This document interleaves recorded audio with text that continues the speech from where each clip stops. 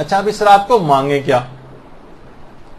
دیکھیے پہلی بات تو خود پیغمبر نے بات بیان فرمائی ہے کہ شب قدر میں عافیت طلب کرنی چاہیے پروردگار سے، عافیت. اور یہ جو عافیت طلبی کی سب سے بہترین دعا صحیفہ کاملہ کے اندر، یہ اس رات کو خصوصاً ترجمے کے ساتھ ضرور پڑھیے گا. دنیا اور آخرت کی ہر خیر گویا اس عافیت کے اندر جمع ہے. اچھا دوسرا مسئلہ آپ کا حل کیا کہ اس رات کو کیا مانگے، وہ نبی خدا حضرت موسیٰ نے آسانی پیدا کر دی. 6 چیزیں شب قدر کے اعتبار سے موسیٰ نے مانگی. اچھا اس کے مقابلے میں پروردگار نے کیا کہا، یہ بھی آپ کو پتہ چل جائے گا کہ اس رات پروردگار آپ سے شب قدر میں کیا چاہتا ہے اور آپ کو کیا مانگنا چاہیے. یہ حضرت موسیٰ نے بتایا. کہا پروردگار میں تیرا قرب چاہتا ہوں. کہ موسیٰ اگر تم میرا قرب چاہتے ہو تو شب قدر میں بیدار رہو، پوری رات جاگنا بھی. اور وہ والا مفہوم بھی ہے کہ بیدار مغزی اختیار کرنی. دوسری دعا موسیٰ کی، پروردگار میں تیری رحمت کا خواستگار ہوں. کہا کہ موسیٰ اگر رحمت کا خواستگار ہو میری تو اس شب قدر میں مساکین کے اوپر رحم کرو. ابھی اس کا میں ایک نتیجہ دوں گا آخر میں آپ کو. کہا کہ پروردگار میں پل صراط سے گزرنے کا پروانہ چاہتا ہوں. کہا کہ موسیٰ اگر پل صراط میں گزرنے کا پروانہ چاہتے ہو تو شب قدر میں صدقہ دو. اس کا بھی ایک مفہوم آئے گا. کہا کہ پروردگار میں جنت کی نعمتوں کو حاصل کرنا چاہتا ہوں. کہا اگر جنت کی نعمتیں حاصل کرنا چاہتے ہو تو شب قدر میں تسبیح انجام دو. یا جو ہمارے استاد محترم ایک جملے کا اضافہ فرماتے تھے کہ اس میں جو ہے دعائے جوشن کبیر پڑھو، شب قدر میں تسبیح انجام دو. کہا کہ پروردگار میں جہنم سے نجات حاصل کرنا چاہتا ہوں، پناہ مانگتا ہوں. کہا اگر جہنم سے پناہ مانگنا چاہتے ہو تو شب قدر میں استغفار کرو. اس کا بھی ایک مفہوم. یعنی اچھا پھر اس کے بعد آخری دعا کہ پروردگار میں تیری رضا چاہتا ہوں. تو پروردگار نے کہا اگر میری رضا اور خوشنودی چاہتے ہو تو شب قدر میں 2 رکعت نماز پڑھو. وہ جو فوراً شب قدر میں دعا جو آغاز ہوتا ہے 2 رکعت نماز شب قدر، اس سے باقاعدہ مستدرک الوسائل کی 7ویں جلد کے اندر یہ روایت موجود ہے. اچھا موسیٰ نے پروردگار سے جتنی بھی چیزیں طلب کی وہ ساری کی ساری آپ دیکھیے کہ یہ 6 چیزیں طلب کی ہیں موسیٰ نے. قرب خدا، رحمت، پروانہ صراط، جنت، جہنم سے پناہ اور رضا الہی. اس میں بظاہر کسی بھی جگہ دنیا کی کوئی بھی دعا نہیں. یہ نہیں کہا جا رہا کہ اس میں دنیا کے لیے کوئی دعا نہ کریں، بالکل کریں، لیکن ہماری دعاؤں کے اندر فقط اور فقط دنیا ہی دنیا ہے. آپ اپنی پوری لسٹ اٹھا کے دیکھیے گا، اپنی لسٹ اٹھا کے دیکھیں اور حضرت موسیٰ کی لسٹ دیکھیے. اس کے اندر ان روایات کو ظاہر تعلیم کے لیے کہ دیکھیے دنیا تو بہرحال لوٹ پھیر کر کے گزر ہی جائے گی، وقت پاس ہو جائے گا. آخرت میں جب پہنچیں گے تو لگے گا ایک، قرآن نے بھی کہا کہ ایک دن یا اس سے بھی کم ہم اس دنیا کے اندر رہیں. اس کے لیے ساری دعائیں بھی شب قدر کے اندر بھی فقط دنیا دنیا دنیا دنیا. آخرت کے لیے، پل صراط کے لیے، قبر کی سختیوں سے بچنے کے لیے اور عذاب قبر سے بچنے کے لیے، آخرت میں بلند مقامات کے حاصل کرنے کے لیے، پل صراط سے آسانی سے پار ہو جائیں، موقف جتنے ہیں وہاں پر ان سے آرام سے نکل جائیں. الگ سے دعائیں اسپیشلی طور پر کرنی چاہیے، جو کہ مومنین کی دعاؤں میں آخرت کی کوئی دعا شامل نہیں ہوتی. تو اچھا اس کے مقابلے میں اگر آپ دیکھیں کہ پروردگار نے جو چیزیں چاہی ہیں عبادات کے سلسلے میں 4 چیزیں کہی ہیں. بیدار رہو، تسبیح کرو، استغفار کرو اور نماز پڑھو. اور لوگوں کے اعتبار سے، حقوق العباد کے اعتبار سے مسکینوں پر رحم کرو اور صدقہ دو. اچھا شب قدر کی یعنی ہر خواہش ان 6 چیزوں پر عمل کے ذریعے حاصل ہو جائے گی. ہر خواہش یعنی اللہ نے بتا دیا کہ اگر سب کی سب حاجات تمہیں اپنی قبول کروانی ہے، دنیا اور آخرت کی گویا اگر ہر چیز حاصل کرنی، دنیا کی ہر خیر حاصل کرنی ہے اور ہر برائی سے نجات چاہنا ہے تو ان 6 چیزوں کے اندر 4 چیزوں کا تعلق عبادات سے ہے اور 2 چیزوں کا تعلق لوگوں سے. اب سمجھ میں آیا آپ کو کہ امام حسن مومنین کی مدد کے لیے اعتکاف کو توڑ کر کیوں غریب کی مدد کے لیے چلے جاتے تھے.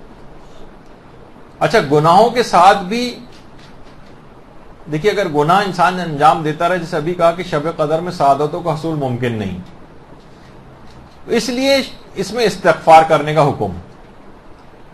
استغفار اس وجہ سے کرنا ہے کیونکہ گناہوں کے ساتھ تو شب قدر کی سعادتیں حاصل نہیں کی جا سکتی. تسبیح کا حکم یا ذکر خدا کا حکم کیوں دیا گیا ہے؟ جیسے کہ ابھی آپ نے کہا کہ ذکر خدا انجام دو، تو روایات میں یہ بات بھی آئی کہ سب سے بہتر ذکر جو ہے وہ گناہوں سے پرہیز ہے. سب سے بہتر ذکر، اس کا مطلب گناہوں سے اپنے آپ کو اس لحاظ سے بچانا ہے اگر اس کی سعادتیں حاصل کرنی، اور یہ کام فقط شب قدر میں نہیں ہوگا بلکہ پورے سال جاری رہے گا. اچھا یہ بھی آیا کہ اس شب کی جتنی بھی برکات ہیں وہ پورے سال پر محیط ہیں، 1000 مہینوں پر محیط ہیں. تو یہ کیسے ممکن ہے کہ اس کے اعمال فقط ایک رات تک آپ رکھیں اور باقی سارے سال میں اس کو جاری نہ رکھیں؟ اچھا اس کے اندر ایک چیز بھی آئی مساکین پر رحم. تو اس کے معنی فقط وہ نہیں ہے کہ کسی کو بھی روپے 2 روپے پکڑا دینا خالی، وہ تو پھر بعد میں صدقے کے اندر آ ہی گیا ہے جو اگلی چیز کے صدقہ دو. تو مساکین پر رحم کا معنی اگر صرف یہ ہوتے کہ جناب صدقہ دو یا ان کو کچھ مالی مدد کر دو تو صدقے کے اندر آ ہی جانا تھا، تو دوبارہ ریپیٹ کیوں کیا یہاں پر؟ علماء فرماتے ہیں کہ دیکھیے مساکین پر رحم سے مراد صرف ان کو پیسے دینا نہیں، ہر وہ چیز جس کی اس کو ضرورت ہے. مثلا اگر کسی کو علم کی ضرورت ہے، بغیر علم اس کی عاقبت خراب ہوئی جا رہی ہے، اب ضرورت ہے کہ اس کو علم دیا جائے. اب اس مسکین کے اوپر رحم کے معنی ہی ہوں گے کہ اس کے علم فراہم کیا جائے، اس کو درس و تدریس کی راہ اس کے لیے کوئی مہیا کریں، اس کو مدرسے جانے کی راہ اس کو بتائیں، اس کو خود پڑھائیں، پڑھنے میں اس کو مدد دیں. یعنی ہر وہ چیز جس سے اس کے لیے آخرت کی سعادت علم کے ذریعے حاصل ہوگی نا، وہ اس کو حصول ممکن. اب اس وقت اس کی ضرورت علم ہے، اگر واقعی کبھی اس کو مال کی ضرورت ہو تو اس کو مال بھی دیں، مال دیں اس کو. اور اس کے علاوہ مثلا اگر کسی جگہ آپ اگر مہیا نہیں کر سکتی تو کسی جگہ سفارش کروا دیں اس کی. اسی طریقے سے مثلا کسی کی شادیوں کا کوئی مسئلہ ہے، آپ شادی کا مسئلہ جو ہے اس کی حل کروا دیں. یعنی اب اس وقت اس مسکین کے اوپر رحم یہ ہوگا، یہ 2 مسکین آپس میں لڑے چلے جا رہے ہیں، اب ان کے درمیان سلوح کروا دیں آپ. اس وقت ان کے اوپر رحم یہ ہوگا کہ ان کی سلوح کروائی جائے. کوئی تربیت یافتہ نہیں ہے، اپنی آخرت کو خراب کیے چلا جا رہا ہے، گناہوں کو انجام دے کے اب گناہوں سے روک کر اس مسکین کے اوپر رحم کریں. تو یہ مسکینوں کے اوپر رحم ایک بڑا ایک واسط وہ ہے، اس کو صرف فقط 4 آنے 8 آنے کسی کو دے دینا یہ اس میں شمار نہیں ہوتا. اسی طریقے سے مثلا یہ کہ صدقہ دو، اس کا بھی وسیع مفہوم ہے. باقاعدہ ایک درس یہاں پر لیا جا چکا ہے جس کا عنوان یہ تھا کہ صدقے کی 50 اقسام. یعنی ویسے تو بہت اقسام ہے لیکن 50 کے اوپر صدقہ کو روکا تھا. تو اس کا بھی مفہوم بہت زیادہ ہے کہ امر بالمعروف خود ایک صدقہ ہے، نیکی برائی سے روکنا بھی ایک صدقہ ہے، ہر نیکی صدقہ ہے. تو اس کی پوری اقسام اس کے اندر آئے گی. اس میں بھی فقط وہ معنی نہیں کہ کسی کو روپے 2 روپے دے کے یا چند 100 روپے دے کے ہم نے کہا یہ صدقہ ہو گیا ہمارا، وہ اپنی جگہ وہ بھی صدقہ ہے. اسی طریقے سے مثلا 2 رکعت نماز پڑھو اس رات، بیدار رہو. تو ابھی آحیائی شب قدر کی جو تفصیل ساری آئی کہ اس میں امت اور قوم کے اعتبار سے بیدار ہونے کی کتنی ضرورت پیش آتی ہے اور اس موقع سے فائدہ اٹھانا چاہیے جو امن کا حاصل ہوتا ہے. علماء نے اس رات کو سب سے بڑا عمل کیوں آخر قرار دیا ہے کہ علم حاصل کیا جائے؟ باقاعدہ شیخ صدوق کے حوالے سے ہر دفعہ اس بات کو پڑھا جاتا ہے، اس رات کا سب سے بڑا عمل ہے کہ اس رات کو علم دین حاصل کرنے میں صرف کیا جائے. دیکھیے یہ اسی وقت ہوگا نا، یہ علم ہی بتائے گا کہ وہ شرائط کب کب پوری ہو رہی ہیں. مثلا یہ جو بھی آیا کہ 2 رکعت نماز پڑھو، تو اگر علم نہیں ہوگا اس کے پاس، وہ پتہ چلا اس کا وضو غلط ہے، اس کا غسل غلط ہے. خواتین ہیں ان کو اپنے مسائل نہیں پتہ ہیں نجاسات وغیرہ کے، ان کو نمازوں کے مسائل نہیں پتہ ہیں، تو ان کی پوری عبادت بیکار ہو جائے گی. خدا نے فرمایا تھا موسیٰ اگر میری رضا چاہتے ہو تو 2 رکعت نماز پڑھو. اب نماز پڑھی جا رہی ہے باطل، تو رضائے پروردگار تو حاصل نہیں ہوگی نا. تو علم سے پتہ چلے گا کہ صحیح نماز کیسے پڑھی جائے گی، نمازوں کی قبولیت کی شرائط کیا ہیں، یہ بھی علم بتائے گا. تو اس وجہ سے اس کی اہمیت بڑھ جاتی ہے. علم ہی بتائے گا کہ استغفار کیا چیز ہے، کیا صرف استغفر اللہ کہنا ہی کافی ہے یا مثلا گناہوں کا ازالہ بھی کرنا ہے، قضا نمازیں اپنی انجام دینی ہیں، لوگوں کے کچھ حقوق ہیں آپ جو ہے وہ واپس آپ کو کرنے ہیں. اس طرح سے قضا نمازیں ہیں، قضا روزے ہیں، اس کے علاوہ کفارے ہیں، فدیے واجب ہیں، پچھلی زندگی کے رد مظالم ہیں، فطرے نہیں دیے ہوئے ہیں، قرضے واپس نہیں کیے ہوئے ہیں، حج واجب تھا وہ ادا نہیں کیا ہوا ہے. ان سب کو انجام دینے کا پکا ارادہ ہو اور عمل ہو. اور اس کے بعد جب یہ بھی اسی وقت ہوں گے نا جب صحیح طور پر علم ہوگا اس کے پاس. صرف وہ کہے گا کہ استغفار کے معنی یہ ہے اس رات کو استغفار کیے، اس کے معنی استغفار کی ایک تسبیح پڑھ لو، لیکن نہ کوئی قضا نماز اتارنے کا کوئی اس کو وہ رہے، نہ اس کو کفارے اپنے اتارنے کی کوئی فکر ہو، نہ اپنے قضا روزے رکھنے کی کوئی فکر ہو، نہ پچھلے فدیے بیماری میں کون کون سی اس میں جو ہے وہ اس کے اوپر واجب ہو گئے تھے، کفارہ تاخیر اس کے اوپر واجب ہو جاتے ہیں، قرضے اور چیزیں لوگوں کی نہیں کی ہوئی، تو ایسے استغفار کا کیا فائدہ ہوگا اس رات؟ یعنی اس کو علم سے پتا چلے گا کہ مجھے کیا کیا چیزیں اس استغفار کے اندر شامل ہیں جو مجھے اس طور پر کرنی۔ اسی طریقے سے بعض اوقات دیات واجب ہو جاتی ہیں، بچوں کو مارا ہے ان کی دیت واجب ہو گئی، زیمان واجب ہو جاتا ہے، یعنی مال کا کوئی نقصان کسی کا کیا ہے اس کو واپس کرنا ہوتا ہے، تو یہ سب کچھ علم بتائے گا کہ استغفار کا دائرہ کتنا وسیع۔ اے موسیٰ، آتش جہنم سے نجات چاہتے ہو تو استغفار شب قدر میں استغفار کرو، تو یہ آپ کو پتہ چل گیا کہ استغفار جو ہے ان طریقوں سے حاصل ہوتا ہے۔ پل صراط سے اگر گزرنا چاہتا ہوں یہ کہا تھا نا، تو اب دیکھیے کہ